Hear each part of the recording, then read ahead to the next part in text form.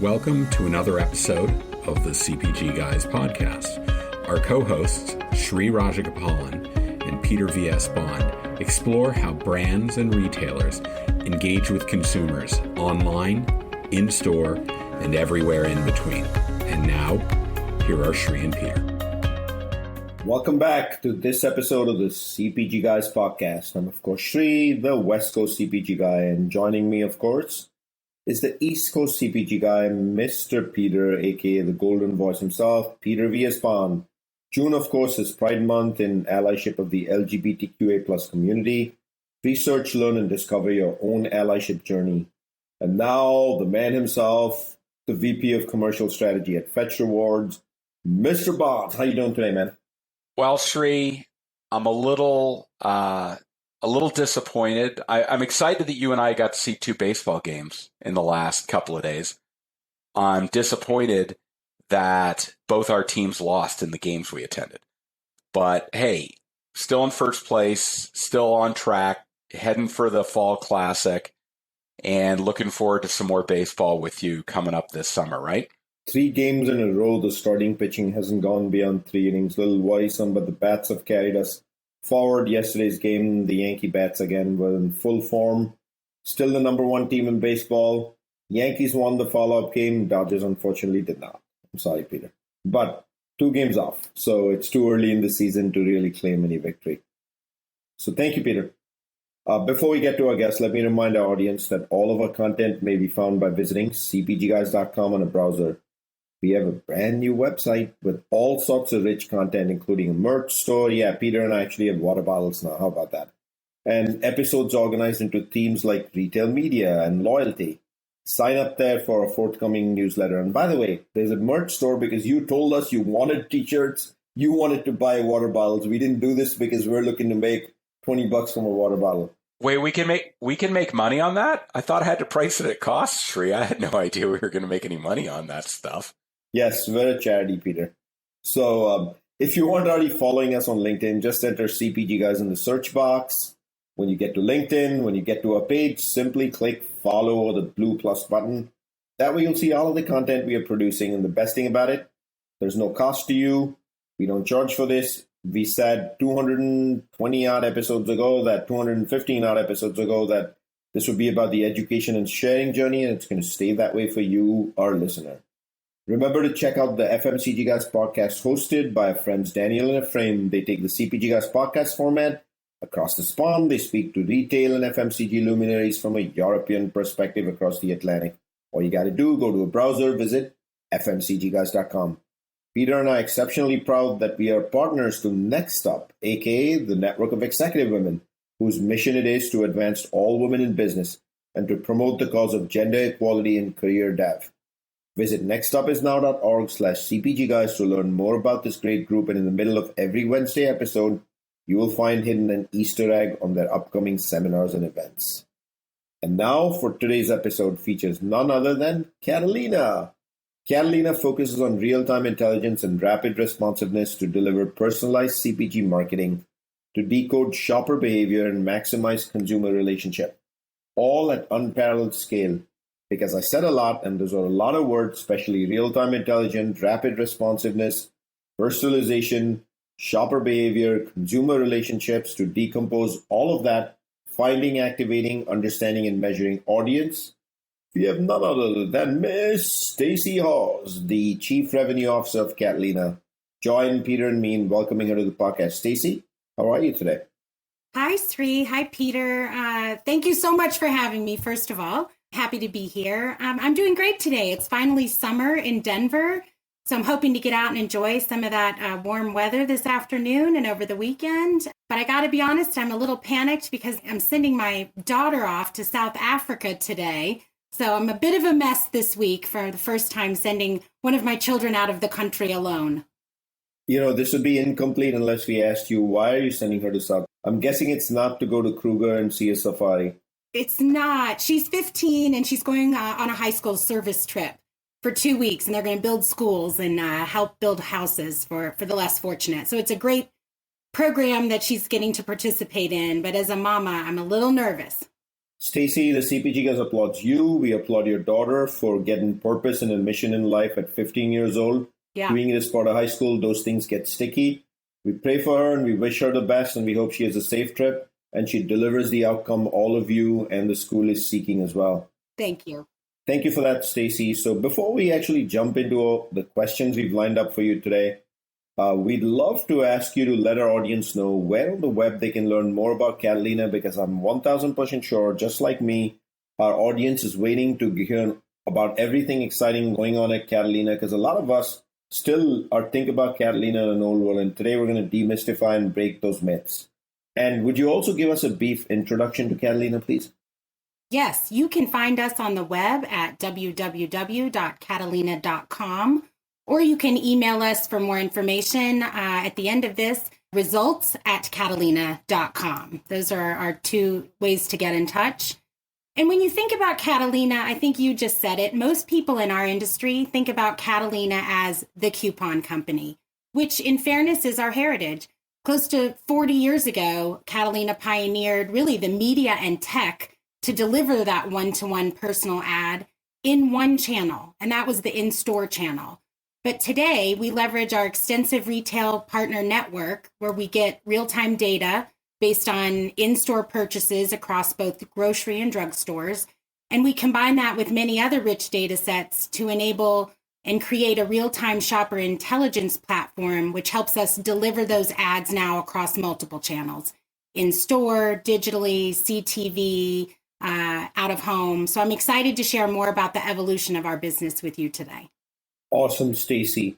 And we're going to get into all of that. And so I'm going to jump right in. But before that, let me remind our audience that everything you just said, including where the corporate website is, catalina.com, all of that can be found in the digital liner notes of our podcast. I'm also happy to tell you, you can also see it on the website. Go forward with a new and rich format website, all of that information. Stacey, so first let's talk about you a little bit. Your career, of course, has quite a bit of experience in data analytics, and Peter and I love that because that is our training ground, IRI, from a couple of decades ago. And it leads all the way back to your years at Epsilon. And of course, I remember that fondly from my Pepsi days building a CRM. Take us through your career journey from DoubleClick to Catalina, Epsilon in between, and what prompted you to come here? What's the value proposition that makes it exciting for you, and why a career in data and analytics? Oh my gosh, that's a big question. How much time do we have? Let me start by saying I've been on the data and analytics side of what I consider the MarTech and AdTech industry for the majority of my career.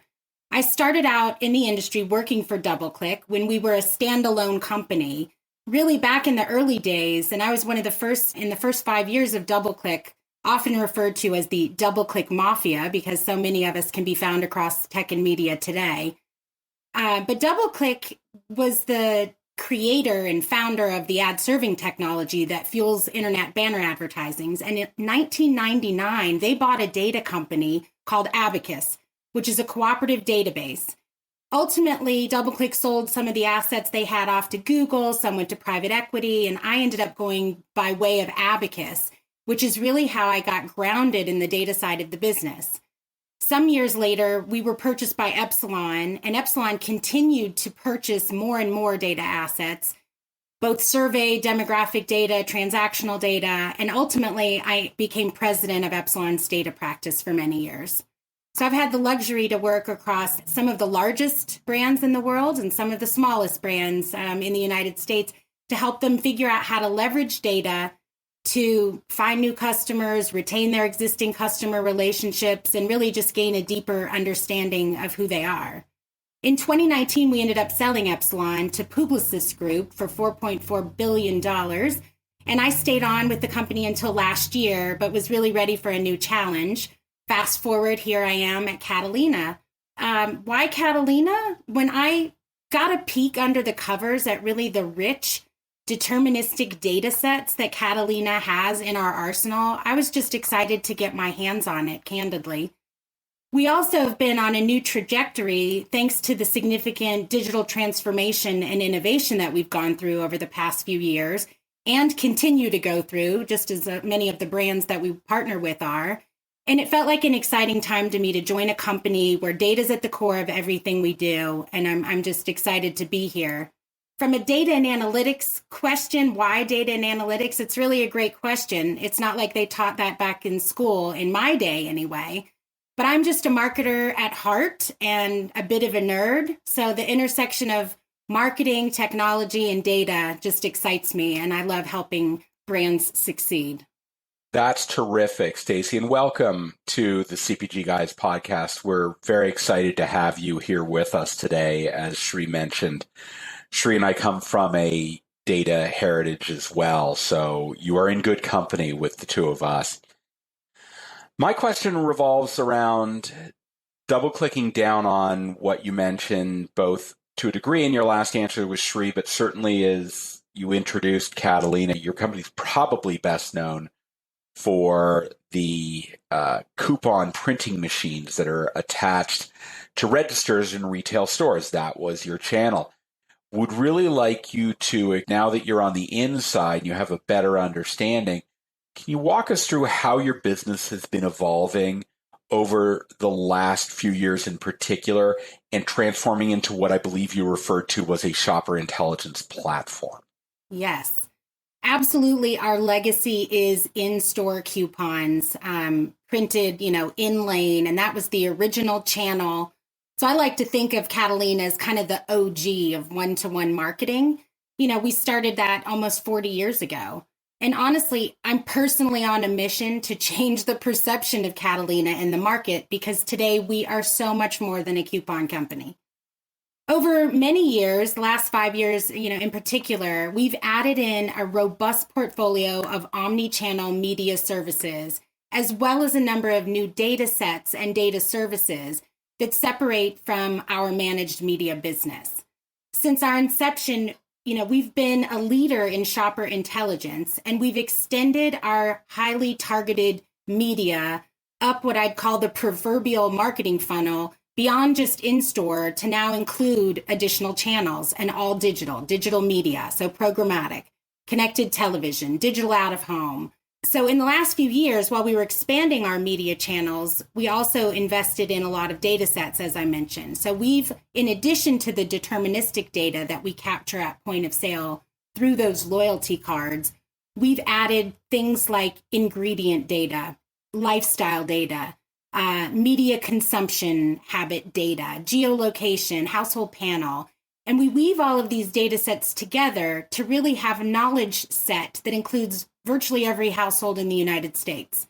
And the unique knowledge set is at the core of everything we do and all of our activation.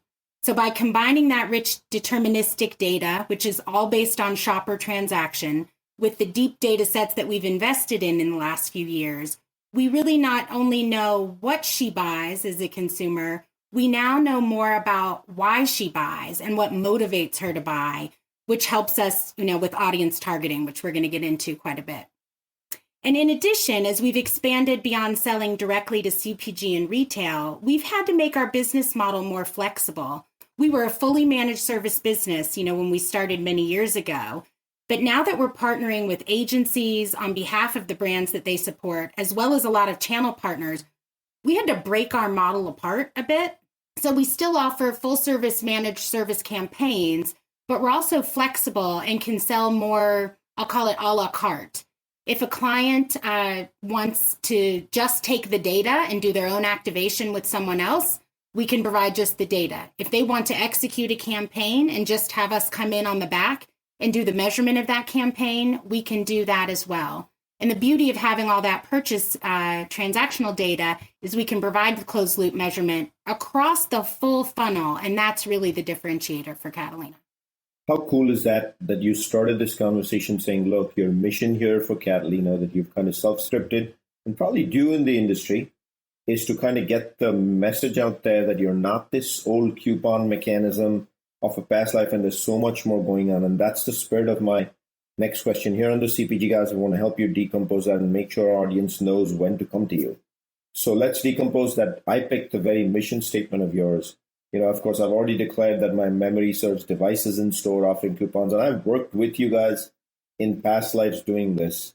So now you're talking about using real-time intelligence, rapid responsiveness, and delivering personalized CPG marketing to actually get to the analytics part of it, which is decoding shopper behavior, maximizing that one-on-one consumer relationship. But you also talk about unparalleled scale. Give us a scoop.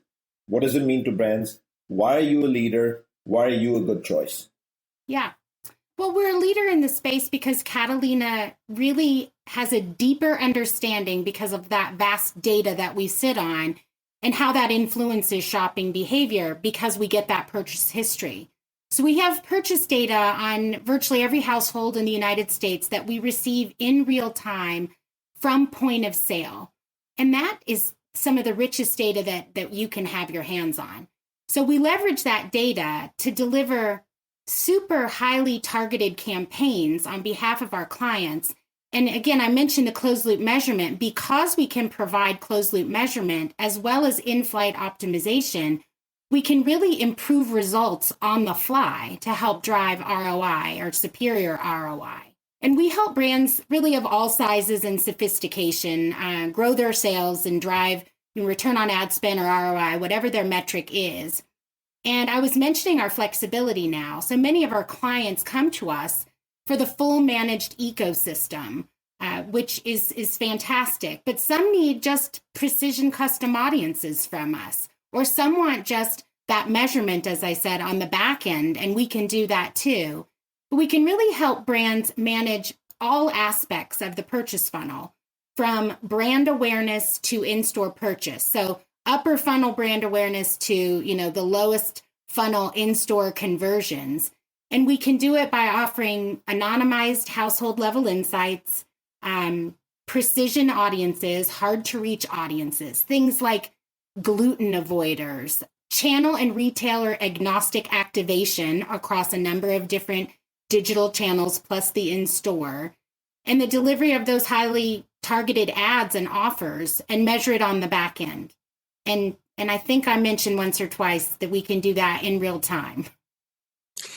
That's terrific, Stacey, and kudos on the capability to identify audiences based upon their purchasing behavior. And what I hear you saying is you can use these deterministic data sets along with information about the products, the fact that this is gluten-free. You can probably systematically score households on whether they are living a gluten-free lifestyle or a non-GMO lifestyle based upon those products, and you can target them.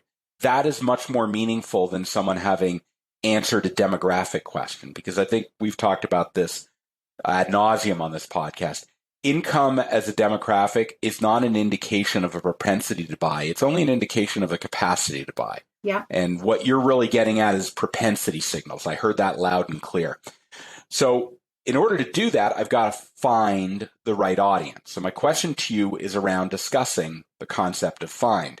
What are your capabilities at Catalina in helping brands find those desired audiences? What does a client need to bring to you to help achieve this objective? And what are you best qualified to do at Catalina to help them find the audience they really need to talk to? Yeah, it's a great question. First of all, we realize that many, if not all brands, come to us and to anybody in the ecosystem with a notion of who their ideal target audience is based on what they know about their own customers. And I would say just in my 20 plus year career on the data side of the business, the vast majority of brands, I hate to say it, aren't quite right with their definition of who their target audience is. So given the treasure trove of data that we collect, we can help brands find the right audience. And it's really best highlighted through an example. So let me give an example or two.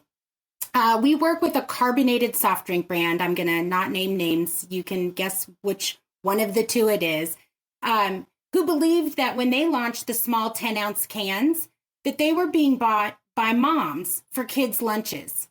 But when we dug in and looked at it from the purchase history side, we found out that they were actually bought by higher income single people for entertaining purposes.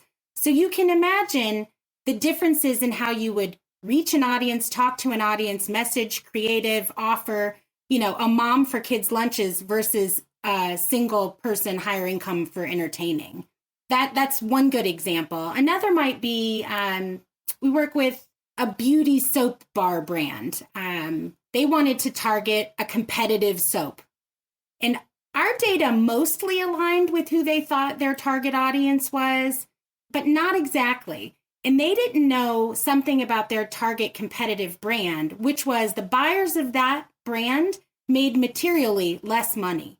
They spent less annually on the brand, and they bought more discounted items in their shopping basket and had a different ethnicity. So the deterministic in combination with some of that lifestyle data is really what brought that to life. And that data insight then allowed that brand to think about the right type of value offers that they needed to be able to drive trial for that brand. So it's an art and a science, but one that we can really help brands uncover nuggets of insight for. So why are we best qualified to help brands find the right audience? It's because we're able to dig in at that very granular level and build customized audiences using those real-time insights and that purchase data in combination with everything else we've got to update that. We see over 2 billion UPCs per day through our in-store network. So just the vast quantity of data that we're able to bring to bear to help drive what that finding the right audience is unparalleled with us. And real-time insights are so important now because brands saw consumer behavior change a lot during the pandemic. And think about now with inflation as purchase behavior is yet again shifting. And it's not shifting from last month. It's shifting from last week as gas prices are hitting $5 a gallon, across the country. So you've got to be moving as fast as the consumer is moving. And we can help do that with the real-time data. And you asked also what's required from a brand to find the right audiences. Brands really need to trust the data that we at Catalina have to help identify the best audience and take some of that guesswork out of finding it. That's really the critical first step. And then the other thing that the brands need to do is be sure and concisely define their objectives for each and every campaign, because their objectives for each campaign are not always the same.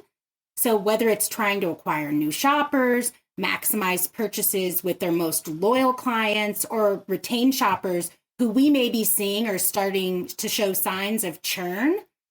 So one of the things we're seeing right now with our data is this movement towards private label. As consumers are fighting inflation and pulling a bit back on discretionary spend, they're looking for more price and cost-effective products to sell. So we're seeing some loyal customers attrite to private label brands.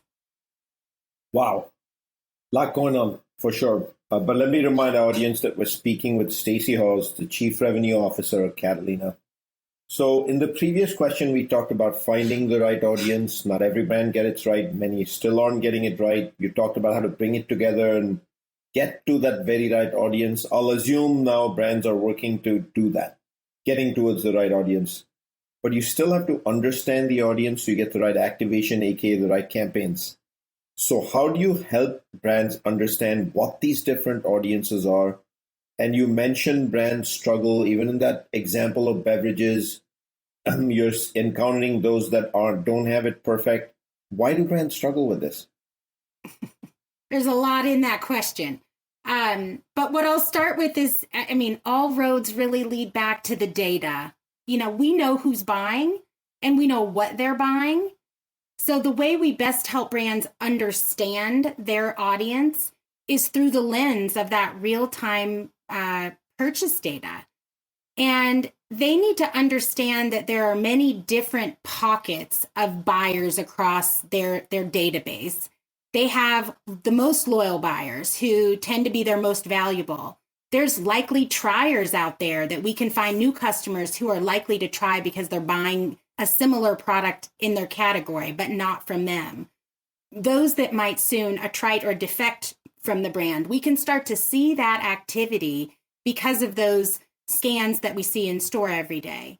And once you know those different segments of who the right audience is, you have to speak to them differently and reach them differently based on their preferences. That could be channel preferences. Maybe some still prefer that in-store coupon. Maybe they've gone mostly digital and they want to see most of their advertising pop up on their phones or on their computers. So by understanding some of the media consumption habits of consumers, you can start to dig into what channel may, help them as well. And we really understand the nuances of different buyers and different behaviors. We talked about the gluten-free buyer earlier. We can get as granular as looking at a gluten-free buyer versus an organic food buyer. Big difference. We can start to understand brand loyalists versus switchers. Heavy category buyers, are another one. Sugar avoiders, who buy soft drinks in the store, which consumers are price sensitive, you name it. We can get at those really granular, nuanced behaviors, by digging into the data. And we use that data to reveal common linkages across them and turn them into actionable audiences. So why do brands struggle with this? Most brands do, because they often only have one lens that they're looking through, and that's generally their own first-party data. Or worse, they may not even have a view into their first-party data. So without that additional lens of what they buy from others, as well as some of that lifestyle, demographic data. Peter, you mentioned demographics by themselves aren't a good indicator, but they can help start to form the motivations, and that combined with the lifestyle data, et cetera, can help define some of the motivations behind it. So it's that combo of purchase and motivation that gives us the 360-degree view, if you will. It's really a full view of who a brand's customers really are. And we can also build those predictive models to indicate who's likely to buy and to convert. And so we help them understand their target audience in that way as well. But, I'm a big fan of examples. So let me give another example. Again, keeping names out of this. A brand in the yogurt category decided to pull back on their trade promotions recently. And when they did, they saw their volume decline by 18%. Based on the purchase data that we have, we were able to show them that 60% of that decline that they saw was coming from their high loyals category of buyers. So their most valuable customers, who they assumed would stick with the brand without any promotions, are the ones who were attriting the most. But our data and our data scientists were able to find that a subset of those high loyals are really price-sensitive shoppers. And that's the group that drove the most decline. And knowing that, we were able to partner with the yogurt company to help them pull together another campaign to bring those high loyals back to the brand through a promotion. That has got some resonance with me, Stacey. Thank you. So audience activation. We'd really like you to start detailing all the ways in which Catalina plays a role in the activation following the right audience identification and then an understanding. And I agree with you, by the way. I did want to mention that I agree with you that demographics have value in offering contextual information. It's been my experience that starting with demographics to segment is an inefficient way to do things, particularly when you have such incredibly rich first-party transaction data. So that's always the best way to start. Then you use the demographics to add context to the behavioral segments you created. But would really like for you to talk to us about how you get involved in activation beyond just giving an offer. Is there a role that you play in precision optimized messaging even? Where is Catalina going in terms of the activation capabilities? Yeah. You said it. Once we understand who the right audience is, which is the foundation of anything we do and the starting point of any campaign that we activate, or even just provide an audience for, we now can help our brands activate across the full funnel, really the full funnel of the consumer journey, from their trips into the store to what they're doing digitally through programmatic, and now through connected television, as well as through digital out of home. So we've got some really rich activation channels. So a brand can come to us and work with us. I mentioned this at the beginning, from a managed media perspective, where we do everything from finding the audience to activating the media to measurement on the back end. And what's most differentiated about activating with Catalina is that all of our channels are connected. So we have the ability now to orchestrate the media for the most efficient media plan so we can deliver on that true omni-channel experience. So I'd say that's one of the very unique things that we've got in the market when activating across multiple channels. And you asked about shaping the messaging. For us, it's more about leveraging the data to help them find the right audience segments so that they can put the right message in front of them and then do that through the right media. So we can optimize along the way to help maximize performance. And we do some of that through multi-touch attribution, through the in-flight optimization I mentioned. But we're not crafting the message. We're honing in on the right audience segment and then partnering with our brands as they come up with the right messaging or the right offer for that particular audience segment. And finally, I think you were asking about precision optimized messaging. And yes, when you can access real-time data like we at Catalina can, we can do this. But I'll tell you, it's difficult, and brands have to be ready to act swiftly. They have to be able to change direction mid-campaign, and that may be changing the creative that a certain segment sees based on what we're seeing, working in the market. It may be changing the offer in real time and possibly even going back and changing the audience definition. So it can be done. It's sophisticated, and not all of the brands that we work with really have the capability or the ability to execute on it quite yet. But I think that that's really the holy grail for marketers and brands, is to be able to take real-time information, change their campaigns on the fly to maximize the return of that campaign. Speaking of holy grail, the other holy grail of marketing and brands is loyalty or repeat purchases. How do you get a shopper, a consumer, to come back again and again and again? So how does Catalina help convert a lower funnel actual shopper into a fan that actually becomes loyal to the brand, comes back again and again, and truly gets the repeat cycle going? Yeah. As I mentioned, we have solutions for the brands across really the full funnel. And a lot of getting lower funnel purchasers to become fans or loyalists starts with identifying the right group or segment or audience for the brand, and then bringing them more upper funnel through more awareness type tactics as well. And I'm going to illustrate this through another example. I think that this example, it will be pretty enlightening. So we did a campaign for a healthy frozen pizza brand, and they wanted to find the most efficient way to drive awareness, educate consumers, incent trial, and drive loyalty. So we helped develop an omni-channel, what we call a sequential approach, that we said we're going to combine two channels. So in this instance, we chose connected TV as the upper funnel awareness channel with the in-store promotion, so tying the upper funnel to the lower funnel. We used our real-time insights to identify the brand's most relevant shoppers, including those that had lapsed from their brand, and competitive buyers, so those that were identified as buying in the competitive category. So step one, finding the right audience.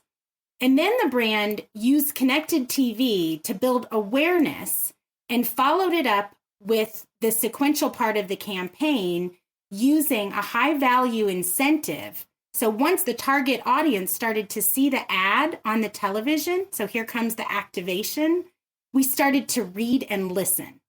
So the beauty of what Catalina can really do is serve media and sit back and listen after each exposure. So in this case, we served an ad on TV and we said, did she buy through the store, through the in-store network? No, she didn't buy. We served her another television ad and sat back and listened again. Did she buy? If she had bought, because we saw her come through one of our stores in our network, we'd suppress her from getting an additional television exposure. If she hadn't bought again, we served her another TV ad.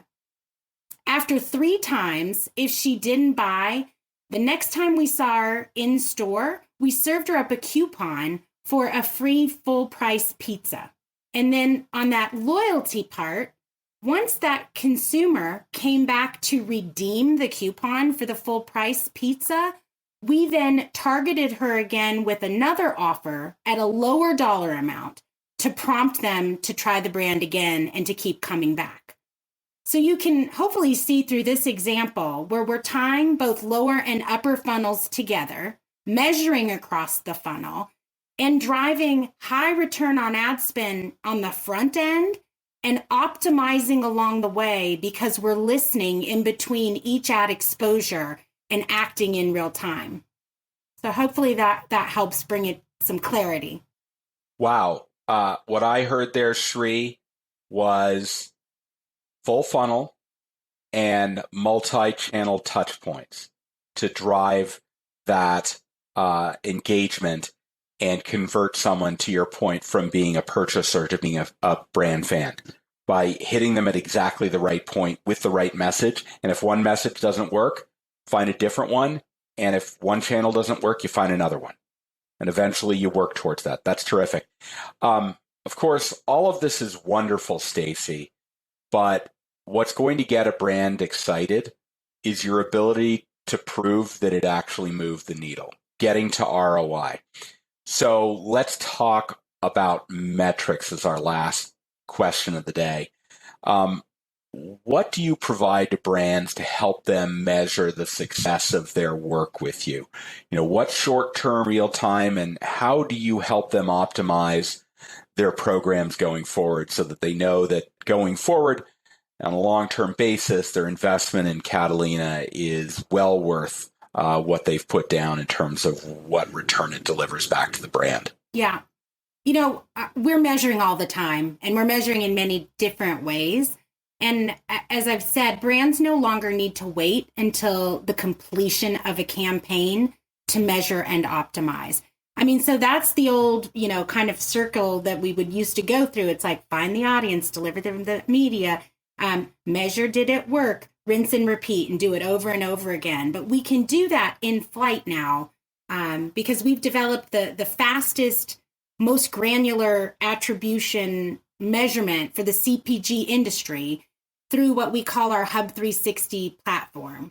And what that does is it enables us to optimize CPG brand performance at grocery, drug, and retail stores with tools that really span every part of the strategic planning process. If that's on the insights gathering side or the audience targeting side to the in-flight measurement side.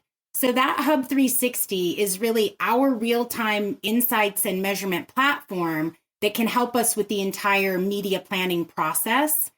And inside that tool, we're able to compare audiences. We're able to do that in-flight measurement. And based on that, we can deliver actionable performance results and insights across channels at such a granular level. And it's tied deterministically to those buyer purchases, that it's really a set, it's a truth set at that point. So it will help brands and marketers make real-time decisions to change the trajectory of a campaign mid-flight. And we can do this for our clients that activate through Catalina, but we can also provide just that service to brands who are activating elsewhere and want a neutral third party to come in and do some of that measurement and attribution on the back end. But it's the ability to measure across channels that lets our clients know what's working, what's not working, what needs tweaking, And it's ultimately what keeps them coming back to Catalina. You know, Stacey lived the true job of a true revenue officer that declared a message up front. Let me decompose Catalina's mission and not keep it in that box as many in the industry think of, like a coupon company, as you said right up front, right? You hit up how to find the right audience and what you do there. Once you find the right audience, how you activate against the right audience. Understanding is important. We closed it out with loyalty, etc., and now metrics for success, etc. So let me remind our audience of this, that the fact that you can find all our content by going to a browser and typing cpgguys.com on the browser. If you think your company has some thought leadership to contribute to our community discussion, do drop us an email at contact@cpgguys.com, and maybe we can see if you can join us on the podcast. We would like to have ratings and reviews. The reason we do them, ratings tell us whether we're doing our work or not here running this podcast. The actual review tells us what you'd like to see, you shape the show, who you'd like to come on, what topics you'd like. And now you can do that by going to our website, cpgguys.com. On the navigation bar up top, you'll find a link just for this. The episode will be remiss if I don't thank our follower base, now about to hit 14K. The love y'all show us is why this keeps growing, and we have great guests that come to the podcast, such as Stacey from Catalina today. So, Stacey, I want to say thank you for coming here and sharing your wisdom of Catalina's latest endeavors, as well as the new Catalina here on the CPG Guys. Thank you so much, Sri and Peter. It was a lot of fun sharing the evolution of Catalina. Hopefully you and the audience now know we are so much more than a coupon company. We've broken out of the coupon box, and we're an omni-channel activation and measurement company. So I really appreciate the opportunity to share that today. Peter, let me thank you for joining me today. But before we do that, Peter, I'd love for you to summarize your learnings of Catalina from Stacey. Yeah, Shri, there's no question in this episode today we shattered the historical conception that Catalina is simply that paper coupon machine attached to registers. They really are a shopper intelligence platform. They have deterministic data sets. They help you understand not only what she's buying, but why she buys. They can help develop propensity signals. They've moved from being just a managed service business to being much more flexible so that you can take the data and use it to activate somewhere else. You can activate yourself and use them to do the measurement. You can really cross the entire funnel. You know, we love to talk about full funnel capabilities on this podcast. They're delivering against that, and they're doing it using data from basically almost every US household. That's just incredibly powerful. But for brands to understand and use this effectively, they've got to trust the data, not trust their gut. And they need to concisely define the objectives, because that's going to help them target the right audiences and ultimately craft the right activation and be able to activate multiple channels. This is really, really an interesting conversation. It's so great to know that Catalina has moved to a new level in its ability to help brands reach customers and engage them towards building longer loyalty. Thank you for that, Peter. Thank you, Stacey. Thank you, Catalina, for joining us. Let me remind our audience we'll be back soon on another episode of the CPG Guys.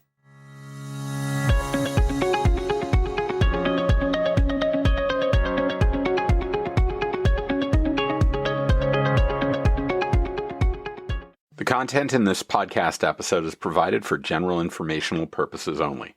By listening to our episode, you understand that no information contained in this episode should be construed as advice from CPG Guys LLC or the individual author, hosts, or guests, nor is it intended to be a substitute for research on any subject matter. Reference to any specific product or entity does not constitute an endorsement or recommendation by CPG Guys LLC. The views expressed by guests are their own, and their appearance on the program does not imply an endorsement of them or any entity they represent. The views expressed by CPG Guys LLC do not represent the views of their employers or the entity they represent. CPG Guys LLC expressly disclaims any and all liability or responsibility for any direct, indirect, incidental, special, consequential, or other damages arising out of any individual's use of, reference to, or inability to use this podcast or the information we present in this podcast.